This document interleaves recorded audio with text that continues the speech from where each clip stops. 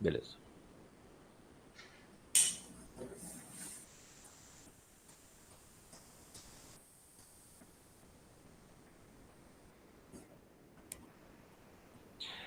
Ok, obrigado, Daniel.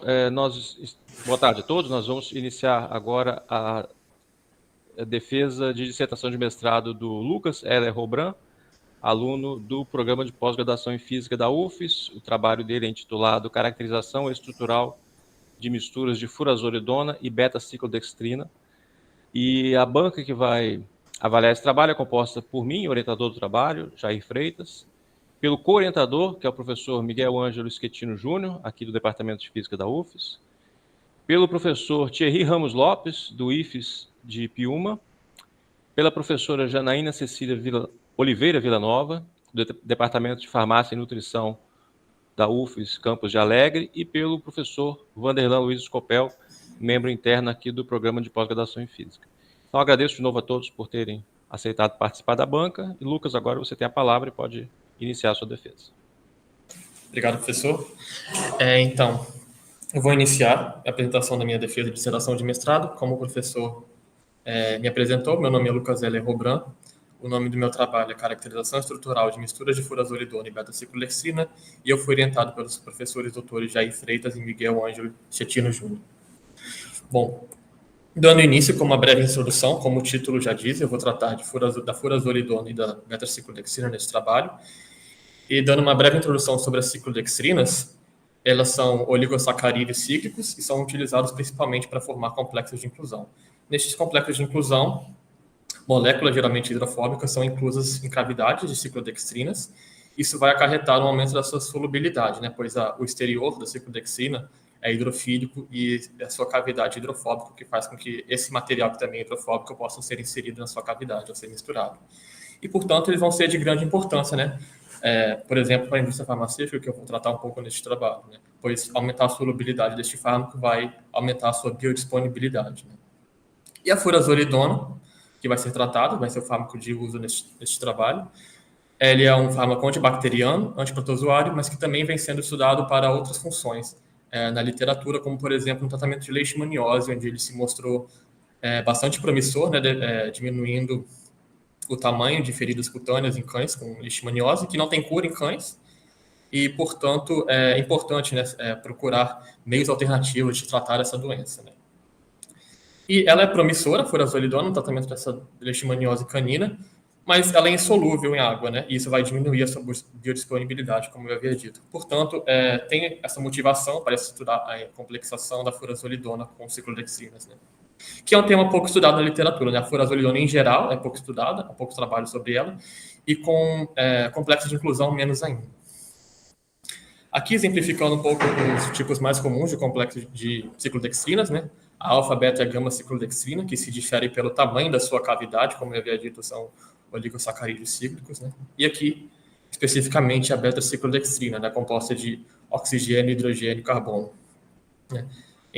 Representado em 2D e em 3D, né? Nós temos essa cavidade, esse composto cíclico, né? Em formato de cone. E aqui a furazolidona, fármaco nitrofurano, né? Composto de oxigênio, hidrogênio, carbono e nitrogênio. A furazolidona, assim como diversos outros fármacos, é altamente cristalina. Nós podemos ver por este difratograma de raio-x, temos picos estreitos e bem intensos, né, característica de material bem cristalino. Os fármacos, em geral, costumam ser cristalinos, pois isso dá uma vantagem, né? Ela dá uma estrutura melhor para eles, né? Mais estável, essa cristalinidade deles. E aqui, uma exemplificação de como ocorre a complexação de fármacos e ciclodextrinas, tanto nas razões molares 1:1 quanto 1:2. Temos aqui, como havia dito, o fármaco, a molécula sendo inclusa na cavidade da ciclodextrina, tanto para a razão molar 1:1 quanto 1:2. Na figura C, temos em A, B e C, respectivamente, a alfa, beta e gama ciclodextrina, né? Se misturando com o mesmo material, só que de formas diferentes, exemplificando como que diferentes ciclodextrinas, né, vão interagir com o mesmo material de acordo com as suas características específicas. Aqui nós temos um pouco de como é tratado, caracterizado complexos de inclusão na literatura, pois, veja bem, além de ser necessário preparar esses complexos de inclusão, também será necessário caracterizá-los e saber se seu material realmente forma um complexo de inclusão, o que está acontecendo, que mudanças ocorreram após serem preparados esses materiais. Por exemplo, neste trabalho de Demirel e colaboradores, temos o cetaconazol, representado pela sigla KZ, e a beta-ciclodextrina aqui, de flatograma de raio-x, delas puras, e suas misturas, né? Liofilizada, FD, preparada por spray drying, SD, coevaporação e malaxagem, diferentes de flatogramas para elas. O que isso representa, né? Primeiramente, como eu havia dito, cetoconazol, fármaco cristalino, algo comum de se enxergar em fármacos. A beta-ciclodextrina também cristalina, com picos um pouco mais alargados, estrutura um pouco mais amorfa do que o cetoconazol, e as suas misturas com diflatogramas diferentes, né? com cristalinidades diferentes. O que se procura observar, né? Mudança de cristalinidade e, para uma complexação bem sucedida, uma amorfização, né? Pois, veja bem, o material cristalino vai estar envolvido, vai estar incluso nessa cavidade da ciclodextrina, né? Então, e uma complexação perfeita, por assim dizer, teríamos um diflatograma completamente amorfo, né? Não teria material cristalino sobrando, por assim dizer. Como nós vemos aqui nesse diflatograma da mistura feita por spray drying. Vejamos que para diferentes tipos de misturas, a diferentes resultados, temos sobreposições de diflatograma de raio-x, temos o desaparecimento ou amorfização de alguns picos, né? Dependendo do tipo de mistura que foi feita. E aqui, uma análise térmica por DSC, vemos algo muito comum aqui, o pico de fusão da parte cristalina do cetoconazol, a perda de água da ciclodextrina. Como eu havia dito, ela tem um exterior hidrofílico. Então, ela perde água nessas análises térmicas. E para as misturas, temos resultados diferentes para cada mistura, assim como foi visto no diflatograma de raio-x. Veja bem que, assim como se procura observar uma amorfização do material em diflatograma de raio-x, para análises térmicas de DSC ou DTA, espera-se que esse pico de fusão do fármaco desapareça ou diminua, pois esse pico de fusão está associado ao material cristalino do fármaco sendo fundido. E pelo mesmo motivo, né, de que não apareceria pico de diflatograma do material cristalino no raio-x, também espera-se que se diminua ou desapareça completamente o pico de fusão do material cristalino em análises térmicas, como nós vemos aqui na mistura feita por spray drying. Nas outras diversas misturas, vemos resultados diferentes, como na malaxagem, temos uma diminuição do pico de fusão associado ao cetoconazol, mas ainda assim vemos a perda de água da beta-ciclodextrina. Então, temos uma sobreposição de ambos os eventos, assim como nós vemos uma sobreposição dos picos de difração aqui para a mesma mistura. Para a coevaporação, vemos uma diminuição deste pico de fusão. Para a mistura feita por liofilização, é como se ambos os eventos estivessem sendo representados nesse mesmo pico aqui. Né? Então, é importante, né, você fazer essa caracterização por diversos métodos, né, não um só, e entender o que está acontecendo com esse material. Por exemplo, neste trabalho, eles concluíram que, Demirel e colaboradores, que a mistura feita por spray drying é a que há mais indícios de ter ocorrido uma complexação, assim, pois, vejam só, no diflatograma de raio-x, não temos os picos cristalinos, temos uma mistura completamente amorfa, e aqui no DSC não vemos nenhum evento, nem a perda de água da ciclodextrina, nem a fusão do cetoconazol, que dá indícios muito fortes de que o cetoconazol está completamente incluso na cavidade da ciclodextrina, né? Não há indícios de material cristalino sobrando, por assim se dizer. Enquanto nas demais misturas, principalmente na malaxada, temos apenas uma sobreposição para o diflatograma de raio-x, de ambos os diflatogramas do cetoconazol e da ciclodextrina, e vemos ambos os eventos aqui no DSC. Então, neste trabalho, eles concluíram que a mistura feita por malaxagem não formou complexo de inclusão, né? É uma característica de uma simples mistura. Vejamos que são apenas eventos sobrepostos de ambos. E para as demais misturas, temos complexação parcial, né? Vemos uma sobreposição dos picos de difração, mas alguns picos assim somem, né? Ou ficam mais alargados, e há uma diminuição no pico de fusão no DSC. Então, temos uma complexação parcial, neste caso. Falando um pouco de experimentos de RMN, temos esse experimento hipotético, né, representado no artigo de Takahashi e colaboradores, um artigo de revisão em que os pesquisadores reúnem, compilam vários resultados de trabalhos de complexação de materiais e reportam os achados mais comuns, né, e representam eles. Por exemplo, aqui no RMN, o que é mais comum de ser visto em trabalhos com complexação de materiais, em RMN de hidrogênio, né, seria mudanças no deslocamento químico associados ao H3 e o H5. Pois bem, esses são os hidrogênios que fazem parte da cavidade da ciclodextrina. Por isso, né, em complexos de inclusão, eles tendem a ter um maior deslocamento químico, né, a interação da cavidade com o material, né, e esses hidrogênios associados à cavidade que reportam isso, né, que indicam isso.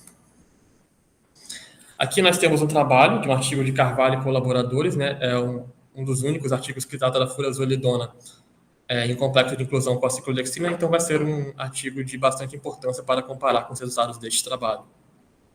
Vejamos bem que, como já foi visto, a ciclodextrina e a furazolidona são cristalinos. A furazolidona, como a estrutura cristalina é mais evidente, né, picos estreitos, intensos. A ciclodextrina também com picos bem evidentes, mas um pouco mais alargados, né, uma estrutura um pouco mais amorfa. E para suas misturas, tanto em razão molar 1:1 quanto 1:2, temos uma sobreposição dos difratogramas de raio-x. Vejamos que na mistura física, né, que se espera não termos grandes mudanças, já vemos uma mudança na cristalinidade associada aos picos da beta-ciclodextrina nessa região, acima de 30 graus, 2θ igual a 30 graus, né, 35 graus, por aqui nessa região, né? E para as demais misturas, vemos uma sobreposição com picos mais alargados, né, e menos intensos, né, indicando que há uma mistura ali das furazolidona da beta-ciclodextrina, mas houve uma certa mudança na cristalinidade. E também vemos isso, resultados bastante similares para as razões molares 1:2, né, sobreposição de difratogramas, picos um pouco mais alargados. Principalmente na mistura liofilizada 1:2, né, temos sobreposição, picos menos intensos, alguns picos completamente desapareceram, né, por assim se dizer, indicando que a substância ficou mais amorfa, né, evidenciando que essa mistura, né, liofilizada 1:2 com a furazolidona foi a que mais teve indícios de formar o complexo, né. Entre todas as misturas, é a que mais está com picos mais amorfos, né, indicando uma maior redução da cristalinidade. Aqui, para resultados de RMN de carbono, para as mesmas misturas, né, vejamos aqui a ciclodextrina possui um espectro de RMN característico de carboidrato, né, temos o C1, C4, C2, C5 e C6, e temos os sinais da furazolidona. É fácil reparar, né, que tanto para misturas 1:1 quanto 1:2, em todas, vemos sinais da furazolidona bastante amenos, bem pouco intensos, né? A se ver principalmente a ciclodextrina, né? Os sinais aqui da furazolidona nessa região estão fracos. Isso vai ser algo que vamos comparar com os resultados obtidos neste trabalho, né? Aqui, tratando um pouco de estudos de tempo de relaxação longitudinal, temos um trabalho de Lubac e colaboradores, em que a alfa-lactose cristalina, aqui representada em A, com um tempo de relaxação longitudinal de cerca de 243 segundos, né, foi submetida a um processo de moagem criogênica, né, por 2, 10, 30 e 60 minutos. E vejamos que só de se processar essa lactose cristalina, CT1 reduz consideravelmente. Vejamos aqui em B, 2 minutos de moagem criogênica, já se reduziu em cerca de 200 segundos o T1, né? E pouco se mudou o seu espectro de RMN. E ao quanto mais, né, vai se fazendo essa moagem criogênica, esse processamento deste material, se reduz mais o seu tempo de relaxação longitudinal, seu T1, e mais os seus picos ficam, o seu sinal fica mais alargado de RMN, né? E eles explicam neste trabalho, né, o que acontece. Nós temos a região A, a parte mais cristalina e rígida do material, que relaxa mais lentamente, e B, a parte com imperfeições na superfície do material, que vai relaxar mais rapidamente. Ao se processar esse material, né, ao se fazer essa moagem neste caso, essa parte A vai ser subdividida de partes menores, que vão poder fazer troca de magnetização assim, com essa região, que relaxa mais rapidamente. Portanto, diminuindo este T1. deste material em geral. Agora, falando dos objetivos deste trabalho, em geral, foi avaliar por RMN, DRX e análises térmicas, as análises que já foram exemplificadas nessa revisão de literatura, as características físico-químicas da furazolidona ao ser misturado com a ciclodextrina de maneiras diversas e descrever essas diferenças observadas, né?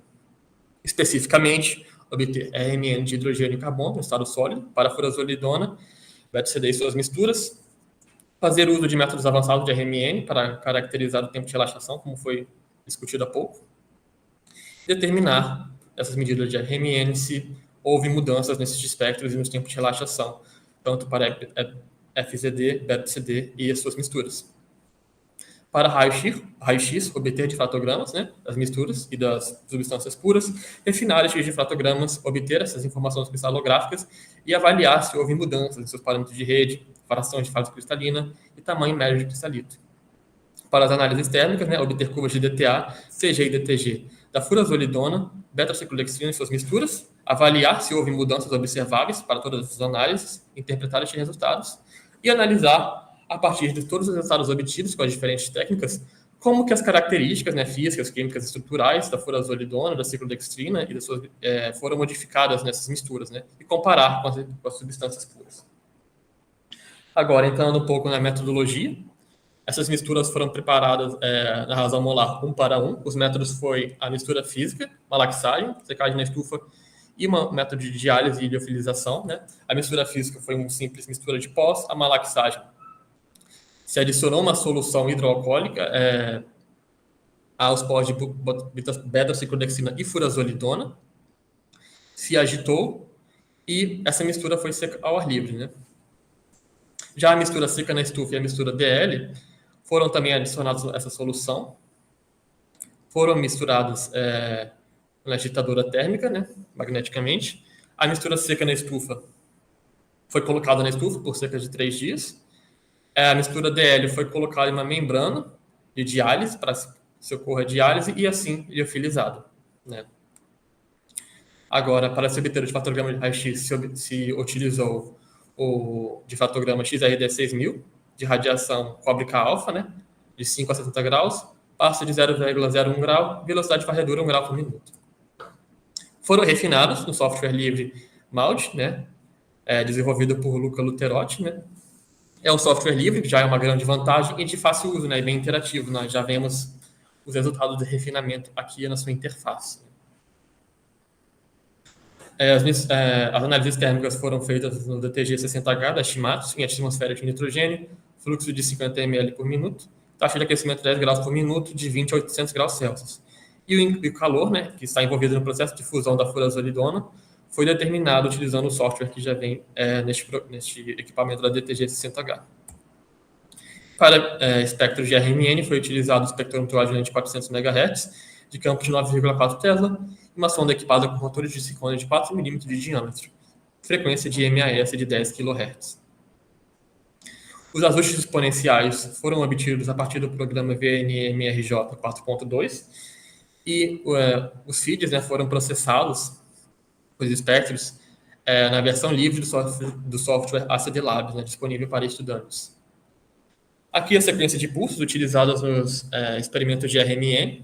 Primeiramente, de hidrogênio, temos a sequência SPE-MAS, né, de Single Pulse Excitation, do inglês, é apenas um pulso simples para se obter o espectro de hidrogênio do material. O pulso SE-MAS, né, de Spin Echoes, se faz um pulso de π sobre 2, espera-se um tempo τ1, novamente um pulso de recuperação π, espera-se um tempo τ2, né? Estes tempos são esperados a fim de se filtrar componentes com T2 curto, né? Essas componentes com T2 curto, elas são responsáveis por sinais largos de hidrogênio, que podem acarretar em dificuldade de se interpretar os resultados, né, em medida de hidrogênio que já tem, né, pouca resolução. Por último, nas medidas de hidrogênio, temos inversão e recuperação com MAS. É feito um pulso de π, invertendo a magnetização, espera-se um tempo D2, esse tempo é variado a fim de se obter um leque de espectros, e um pulso de excitação π sobre 2, e assim é adquirido. né? Variando esse tempo D2, vamos obter vários espectros para o mesmo material, né? Com a magnetização decaindo exponencialmente, e assim fazendo esse ajuste para se obter o tempo de relaxação longitudinal, T1. As sequências de pulsos de carbono, né? Primeiramente temos CP-MAS, em que realizamos a condição de Hartmann-Run para se transferir magnetização do núcleo mais abundante para o menos abundante e assim se obter os espectros de carbono, né? Excitando assim, fazendo um pulso de π sobre 2 do hidrogênio. Agora, somando a técnica de inversão-recuperação, que já foi descrita para o hidrogênio, uma CP, vamos fazer inversão-recuperação no hidrogênio e se obter espectros de carbono, né? Então, vamos obter tempos de T1 de hidrogênio com sinais de carbono, né? E aqui, por último, temos o experimento de spin locking com CP-MAS. Esse tempo de T-lock aqui, variando de 0 ao seu parâmetro máximo, né? É um tempo em que a magnetização dos spins é travada, né? E variando esse tempo de 0, vejamos que em 0 temos apenas o CP, esse tempo lock foi 0, que teremos a magnetização com intensidade máxima, e à medida que vamos aumentando esse T-lock, né, essa magnetização vai perdendo sua intensidade, né, também decaindo exponencialmente. E assim vamos obter o tempo de relaxação longitudinal no sistema girante de coordenadas, o T1-ρ. E é importante obter tanto esse T1-ρ quanto o T1, pois eles caracterizam o material em domínios diferentes. O T1-ρ caracteriza domínios de 0 a 20 nanômetros, mais ou menos, e o T1 caracteriza em 20 a 100 nanômetros.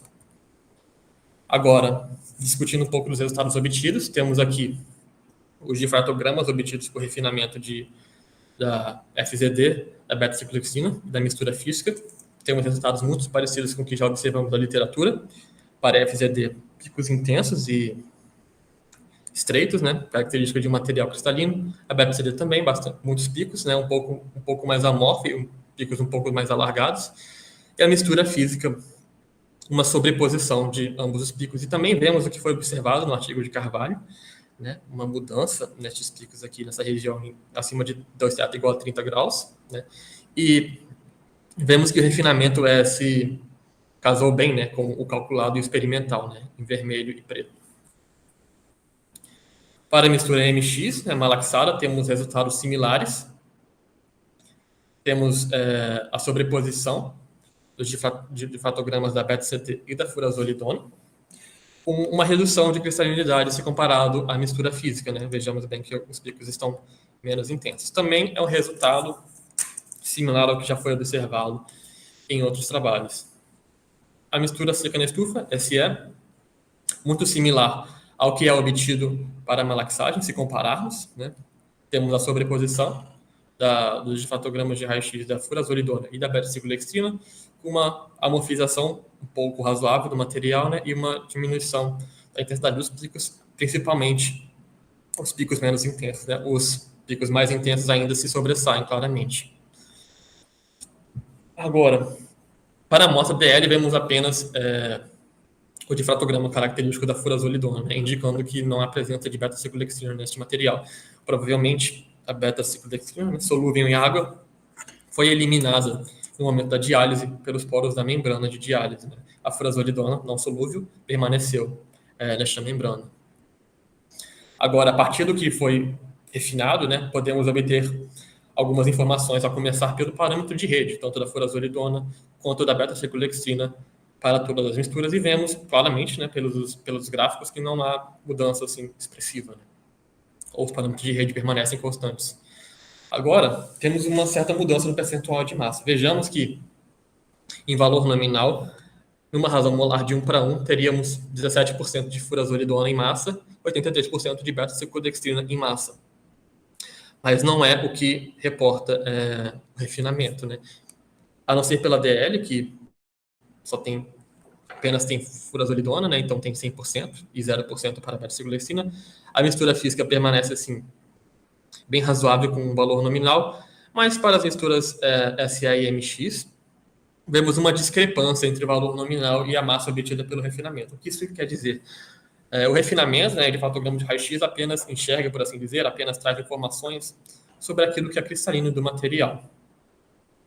Então, e faz essa fração, né? Eu coloco lá o meu material para refinar, indico que tem beta-ciclodioxina e furazolidona, e após o refinamento, ele vai me dar um valor de porcentagem de furazolidona e de beta-CD naquele material ali.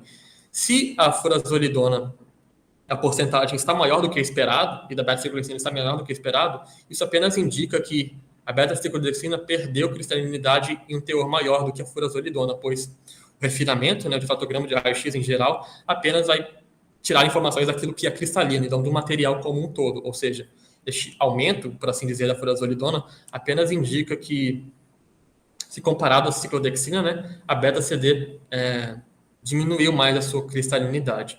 Por isso, em relação ao valor nominal, está menor, em relação ao valor nominal FZD, está maior do que esperado.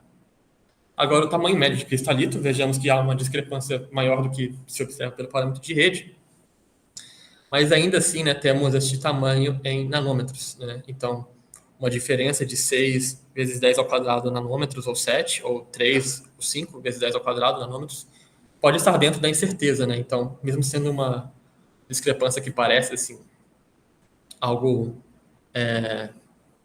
mais alarmante se comparado aos parâmetros de rede, né? Talvez não indique muita coisa, assim. E as análises térmicas. Temos aqui, a começar pela curva de TG, temos primeiramente este evento aqui para beta-ciclodextrina, né, em azul, e as misturas. Este evento está ausente tanto para a FZD e para a amostra DL, que, como vimos, apresenta apenas furazolidona. Este evento é a perda de água, como já foi discutido, a ciclodextrina possui exterior hidrofílico, então espera-se perder água nessa análise térmica.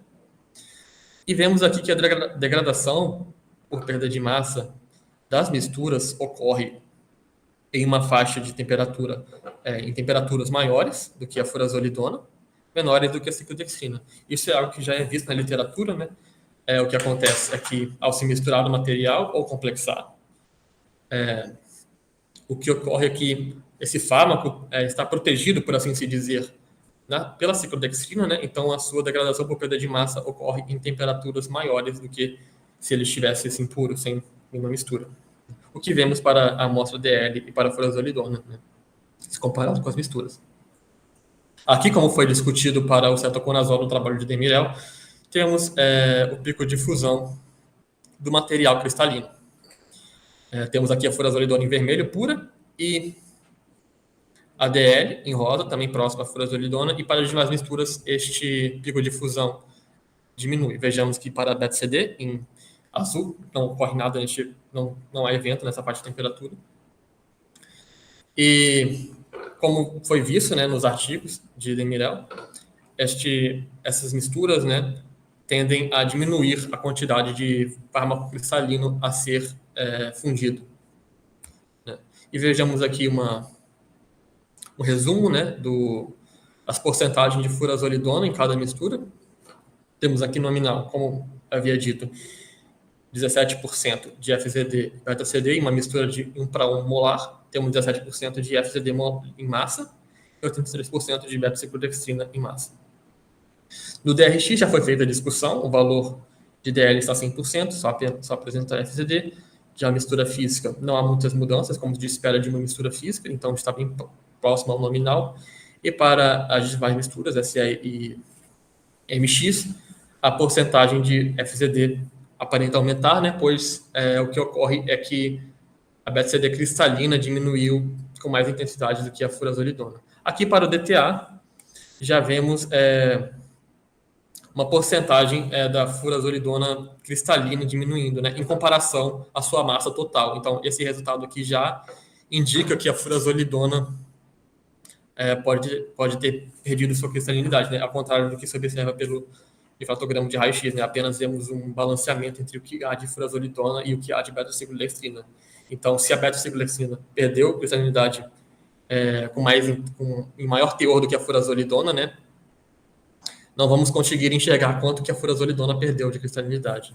Aqui já no DTA conseguimos ver claramente que há menos furazolidona cristalina sendo fundida, né? O que claramente vai indicar que ela perdeu um pouco de sua cristalinidade nas misturas.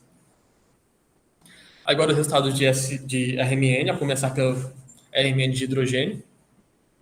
Temos aqui os resultados de SPE-MAS, temos os espectros da beta-CD, uma beta-CD que foi seca na estufa, a furazolidona e as misturas, né, DL, SE, MX e MF.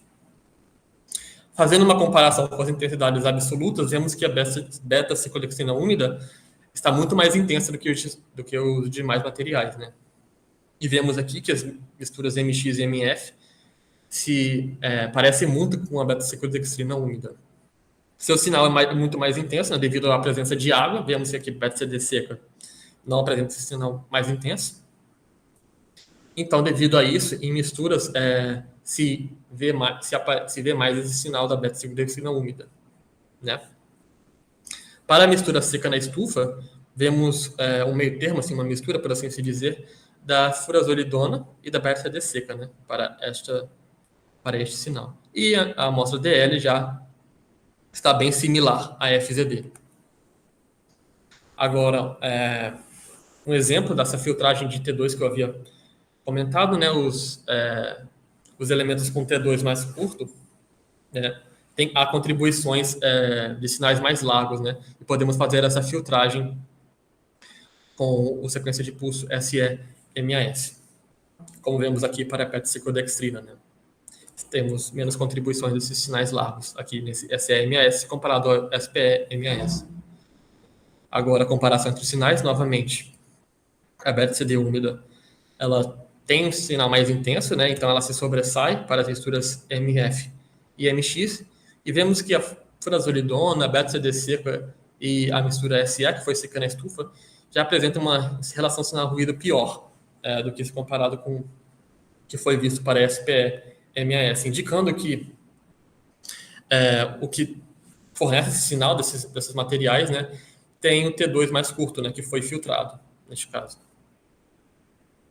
Agora, os espectros de RMN de carbono, CP-MAS, né, temos aqui, como já foi visto no trabalho de Carvalho, colaboradores, os sinais da ciclodextrina, característicos de carboidrato, e da furazolidona.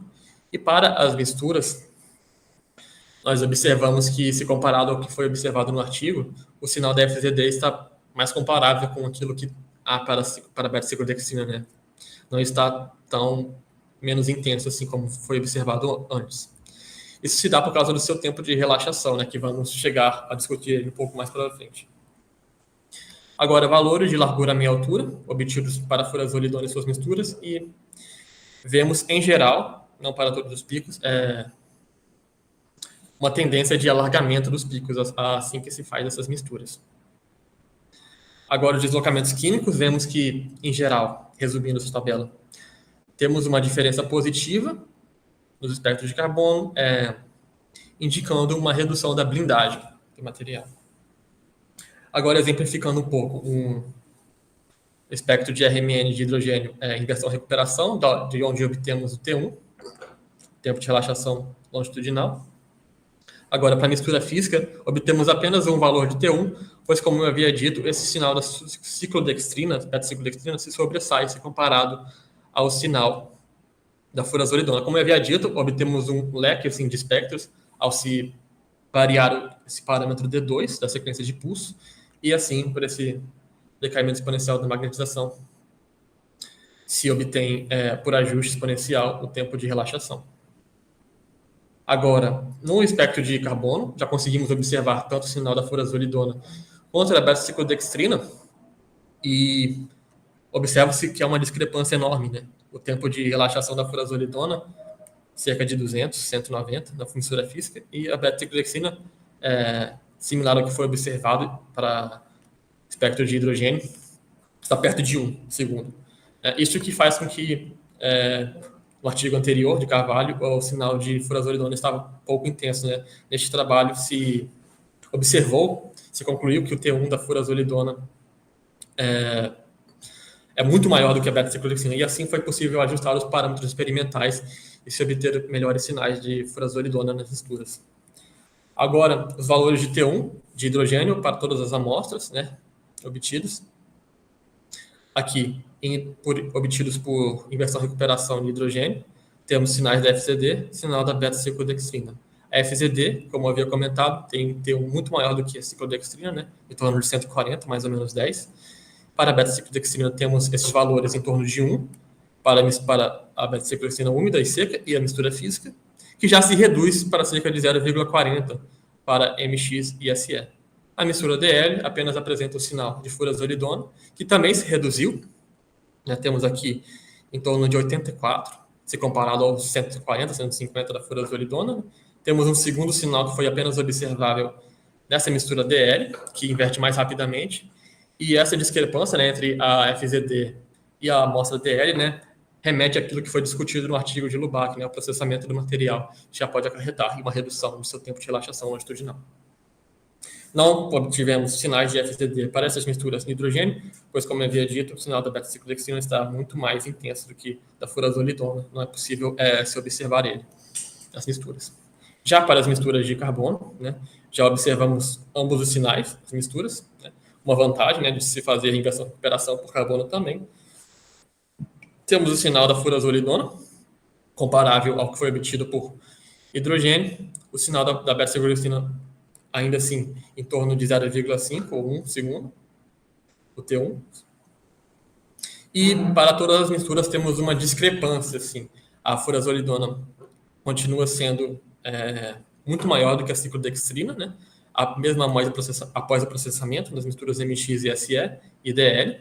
Né? Vejamos aqui que, assim como foi obtido para o hidrogênio, os valores da ciclodextrina estão em torno de 0,4 segundos. E da furazolidona se reduziram de 150 a 180, né? Dependendo da incerteza, para cerca de 80, tanto para a mistura SE quanto para a mistura DL, né?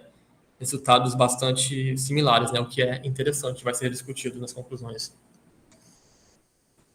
Aqui temos o experimento de spin locking, né? Como eu havia dito, ao se variar o tempo em que a magnetização prende os spins, né? Tempo de spin locking, né? Onde ocorre o trancamento de spins, né? Variando de 0 ao seu valor máximo, temos um decaimento do sinal, assim, até se zerar.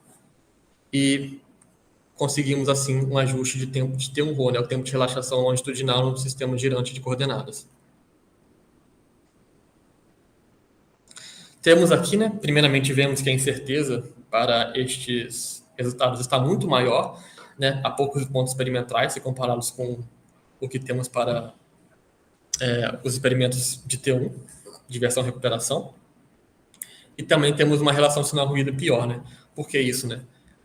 Esses experimentos demoram muito tempo, levam muito tempo. Esse experimento de T1, até com essa incerteza muito grande, essa relação sinal-ruído ruim, leva 14 horas para ser completado cada uma dessas amostras aqui. O experimento de T1 está com uma relação sinal-ruído melhor, mais pontos experimentais, leva 58 horas para ser completado. Né? Então, não é trivial assim apenas melhorar os espectros e fazer um ajuste melhor, né? Requer bastante tempo. Né?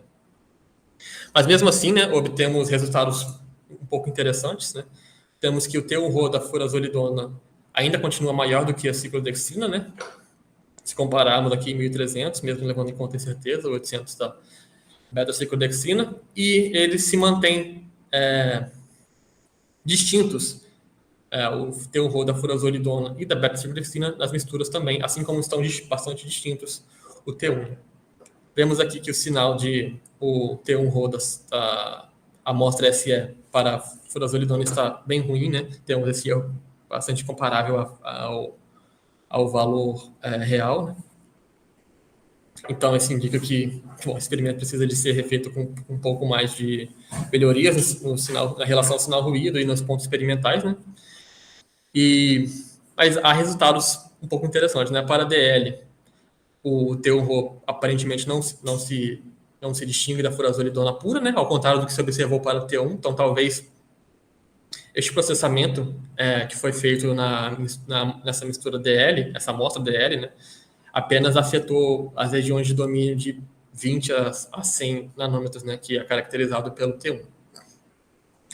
E a mistura física, né, o T1-Rho da beta-ciclodextrina aparentemente se diminuiu, né, então isso pode indicar que até na mistura física já há certas mudanças ocorrendo nas beta-ciclodextrina que são apenas observáveis pelo experimento de T1-Rho. O que, ao se observar a mistura física da beta-ciclodextrina, né, o difratograma de raio-x dela, tanto neste trabalho quanto no trabalho feito por Carvalho e colaboradores, observa-se que em algumas regiões há uma mudança na intensidade dos difratogramas associados aos sinais da beta-ciclodextrina, né? Então, talvez isso é indício disso que é observado. Né? Para a malaxagem, né, temos uma redução já do T1-Rho da furazolidona e da beta-ciclodextrina permanece comparável ao que foi observado para a mistura física. São resultados assim que podem indicar coisas interessantes, né? Mas é necessário assim se obter resultados um pouco melhores, né? Aprimorar mais estes espectros. Concluindo, né? Conseguimos observar mudanças nas fases cristalinas, tanto da furazolidona quanto da beta-ciclodextrina, nos difratogramas de raio-x, e na cristalidade da beta-ciclodextrina, né? Os parâmetros de rede não apresentaram mudanças significativas. O tamanho médio de cristalito já apresentou uma certa mudança, né? Mas, levando em conta a incerteza, talvez isso não seja tão expressivo assim.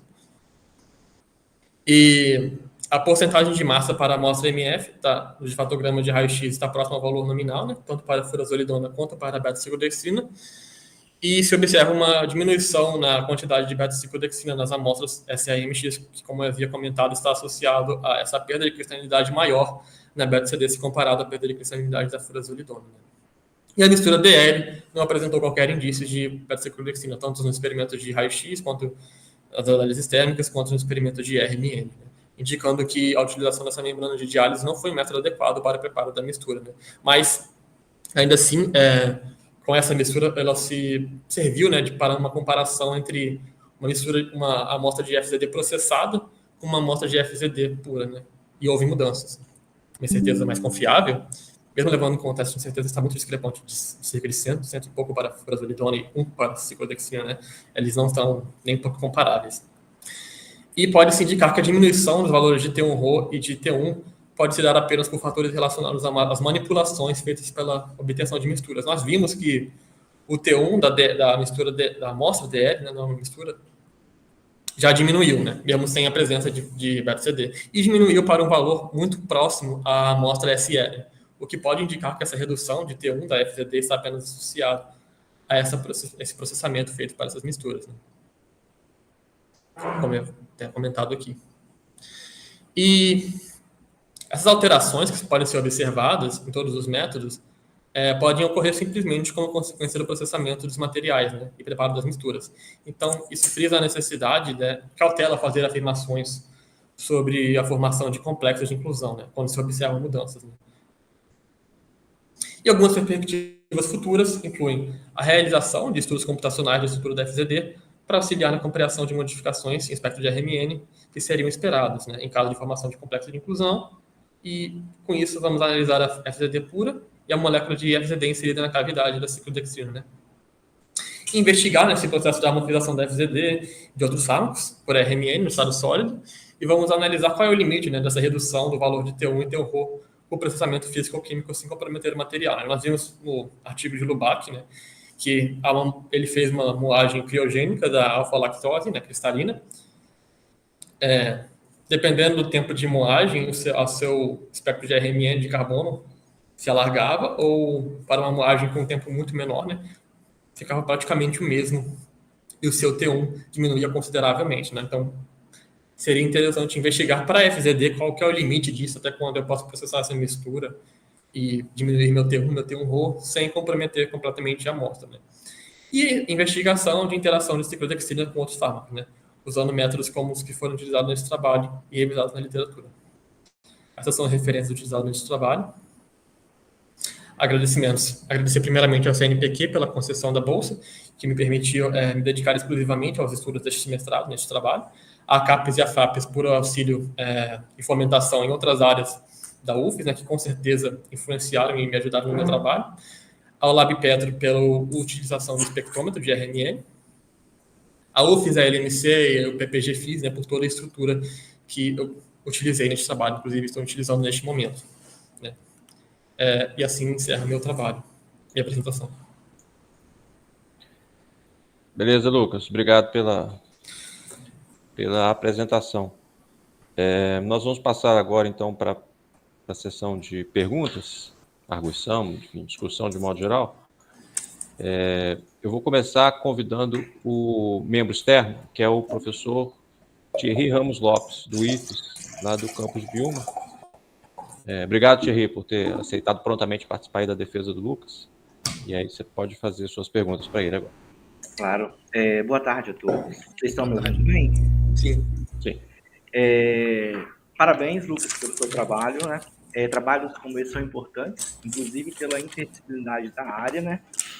E também eu consegui observar, né, o esforço e a dedicação que você fez nesses, acredito que são os 2 anos. Eu peço desculpa a todos também, porque as minhas falas serão interrompidas, porque esse final de semana eu fui acometido por uma tosse insistente, né? E ela está até agora aqui. E antes de eu fazer algumas perguntas, eu tenho algumas considerações sobre o seu trabalho. Eu vou começar a falar alguns, porém eu imprimi a sua dissertação aqui, eu não vou falar todos, mas eu coloquei todos aqui, destaquei, e eu consigo deixar no laboratório a semana que vem, para você fazer uma análise melhor. Porém, a formatação do seu trabalho, né, ele deixou um pouquinho a desejar, começando pelas listas de abreviatura e símbolos, você foi bem econômico.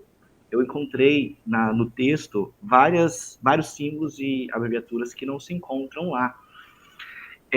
O sumário também, se observar, tem 2 introduções, uma debaixo da outra na mesma página, né? E algumas páginas em branco ao longo do trabalho. Né? Mas isso aí é fácil de acertar, não há muito problema.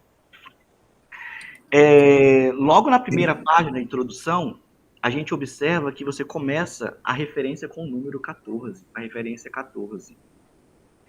Aí eu acredito que você fez as citações de forma manual, correto?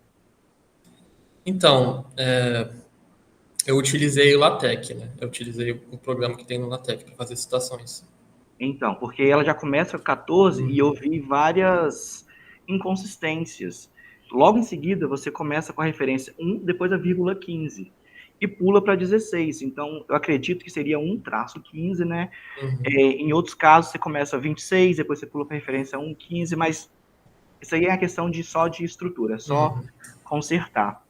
Na mesma página, introdução, seria interessante, no segundo parágrafo, você começa falando sobre a história da ciclodescritrina.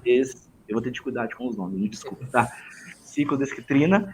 E você começa com datas, depois você fala mais tarde. Seria interessante colocar uma ideia temporal de quando ela veio trabalhada, né, até chegar os seus pontos aqui. Mas está tudo aqui, eu escrevi tudo, eu consigo deixar para você.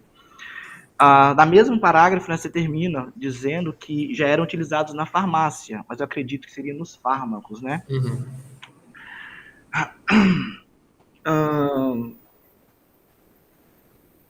Aqui vou passar.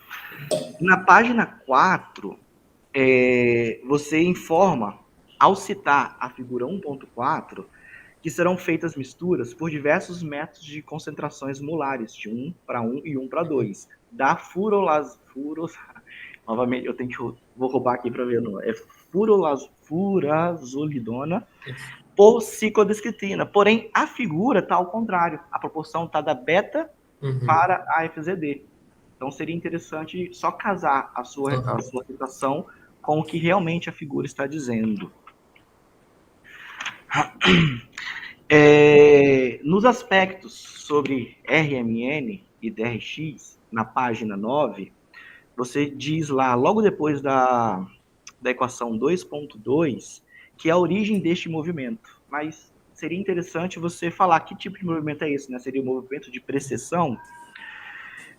E você diz também, na mesma página, no último parágrafo, que a energia possui um momento de dipolo magnético em um campo B.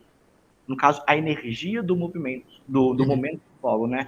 Aí, com essas palavrinhas acertar, na página seguinte, você informou que a diferença de energia referente à frequência de Larmor é o fator giro magnético vezes o campo magnético. Porém, você esqueceu da constante de Planck aqui. Na figura, ele não conta a constante de Planck, mas eu fiquei curioso, eu fui no livro, e realmente o livro ele deixou de colocar, mas durante o texto ele tá certinho, né? Então, além de tentar dar um jeito na figura para colocar a equação correta, acertar no seu texto. Isso é na página 10. Deixa eu ver.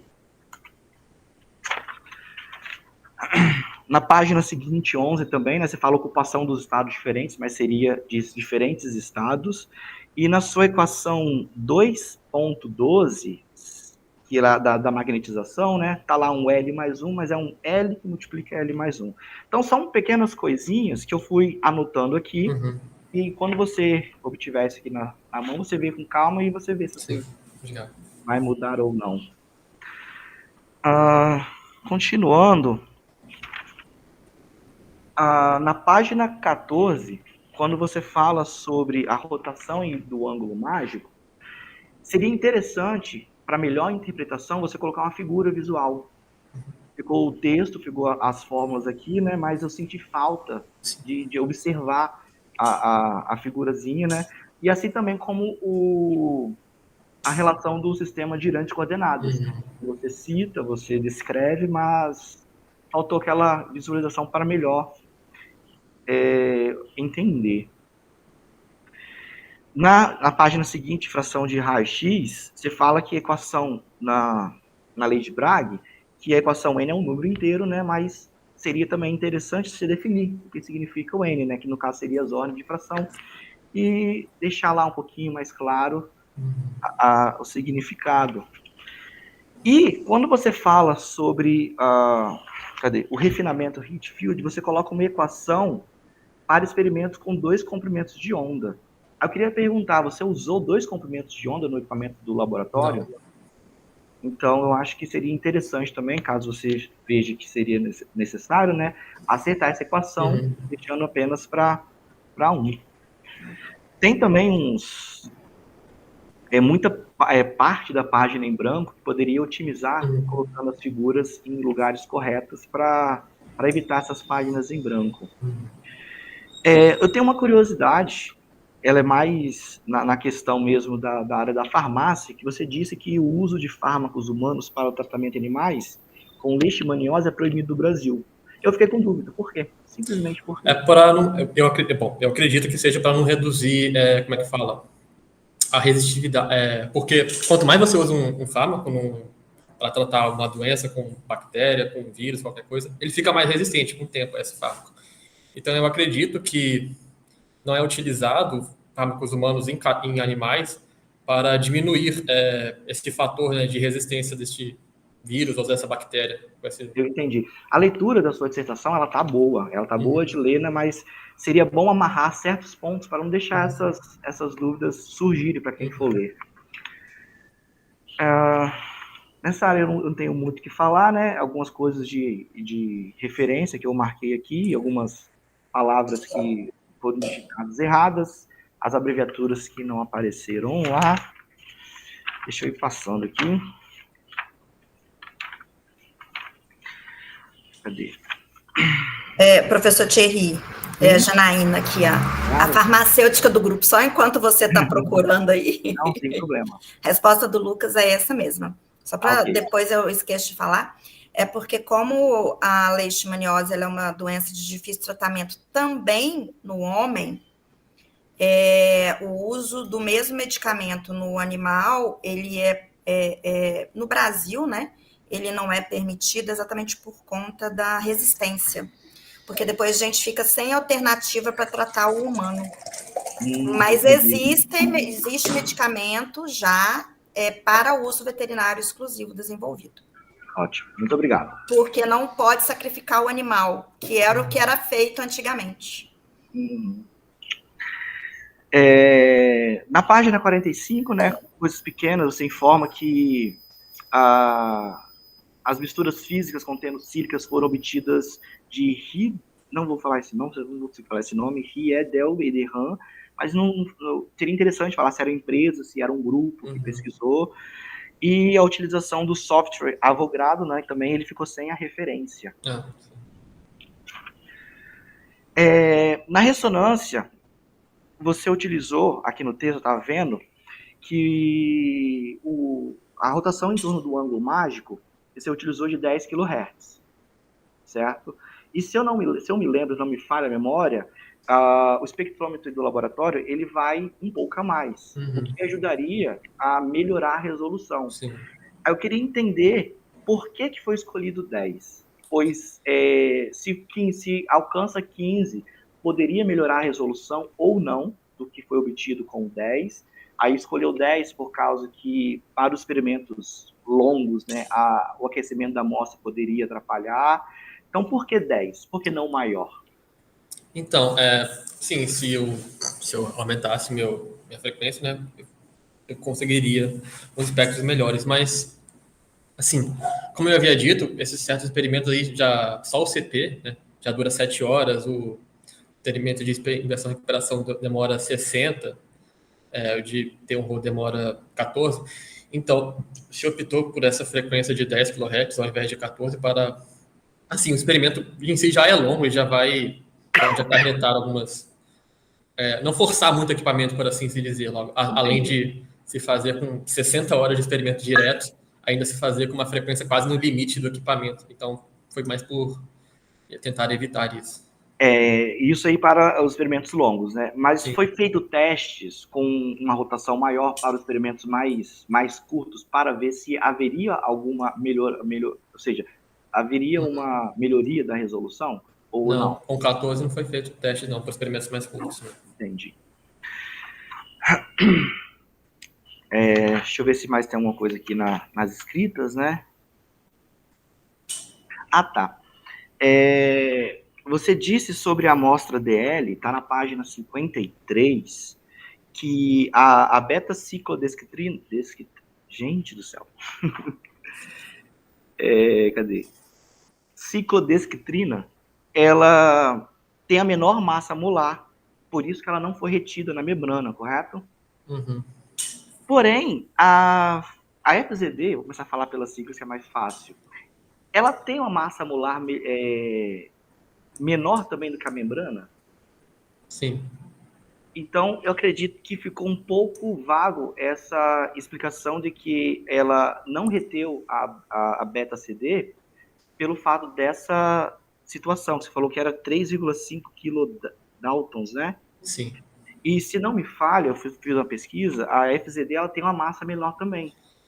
Por causa que a beta-CD também é solúvel em água, né? E a FZD não. Então a beta-CD foi eliminada assim, na membrana. Entendi. Então, não foi. E eu acho que se eu não li errado, desculpa, seria interessante também. Você colocou que ela é solúvel em água, porém você não linkou a justificativa com isso. Aí eu também fiquei tipo assim, a beta-CD tem a massa menor e foi liberada e a FZD não? Por quê, né? Agora eu entendi. Eu gostaria que você desse uma caprichada nas figuras, porque você colocou o B para substituir o beta. Eu não sei qual programa você usou, né? Mas seria para deixar mais interessante o trabalho, mais bonito, né? Você colocar a sigla correta e não utilizar o B. Que em todas as figuras você colocou o BCD. Aí tem uns pontos que eu coloquei das referências, também algumas palavras, né? Você falou também nos espectros de RMN sobre o pico da presença de água, né, na amostra aqui, mas você não... Seria também legal você colocar o deslocamento químico da água, para informar lá. Aí a pessoa vê o deslocamento aqui e já sabe, esse pico aqui, reforça a ideia. Porque você fala que nota-se que o sinal de mistura é semelhante, mas não é possível observar.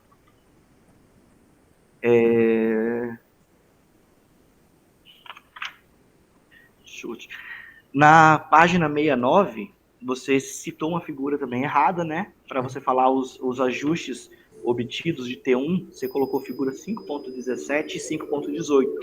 Mas seria a 5,17 e a 5,19 que ele fala. Mas, novamente, como eu disse, né, são aqueles pequenos erros que é tranquilo de resolver na revisão.